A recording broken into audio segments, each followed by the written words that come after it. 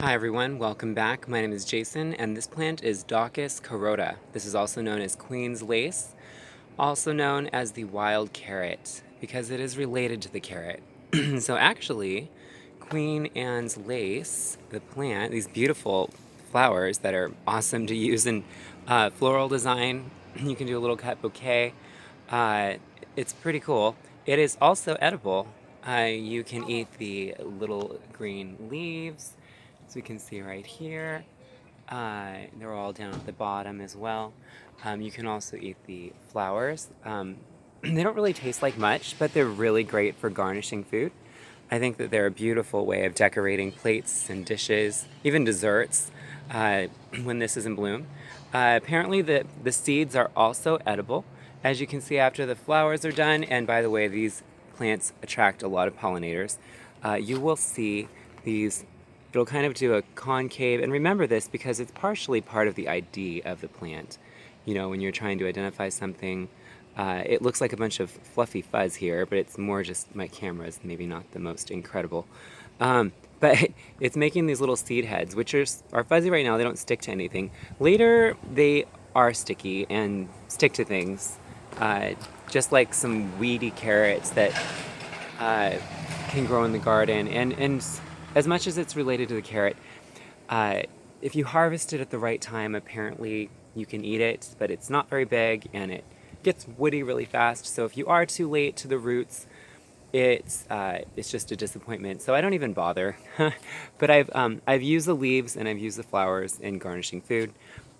Really quick, as far as the care for this plant, it wants to be placed in part sun to full sun, and the size that it grows is 2 to 4 feet high and 3 feet wide. There are a lot of variables as well, but just that's the general size this plant can become. It originates reportedly from Asia and Europe. It is widespreading around the world now. It is very prolific and can reseed vigorously in your garden. So what I'm gonna do is, all these seed heads are forming, is I'm going to cut them off. I'm not really gonna let it reseed very much here. I am gonna harvest some of the seeds. When the seeds are more this color, they're more ripe. See how they're kind of a bronzy color?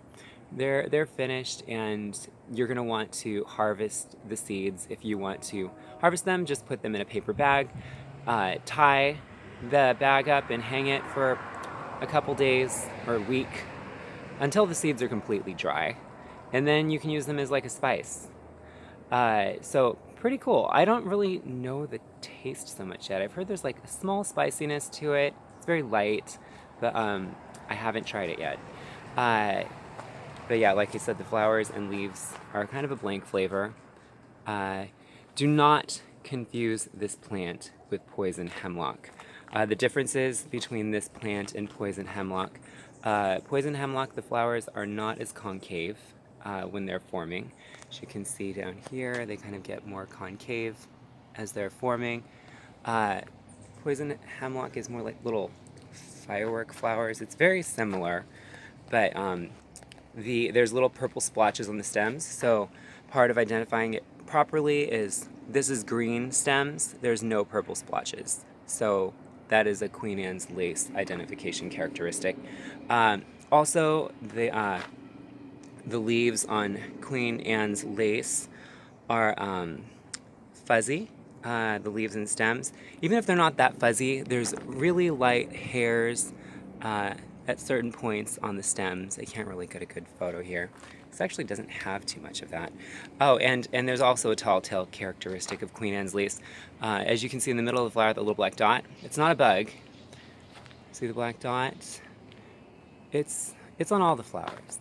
And that was the story where Queen Anne, she pricked her finger, I guess, and a drop of blood was on the plant, and so now there's like a little black dot in the middle of each flower.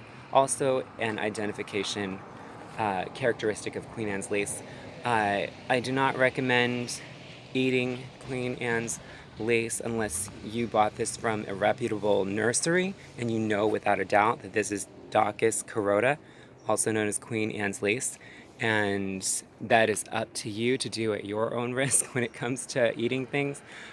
Just know that Poison hemlock is very poisonous and you do not want to mistake it, nor do you ever want to eat it. Never eat poison hemlock. It is poisonous.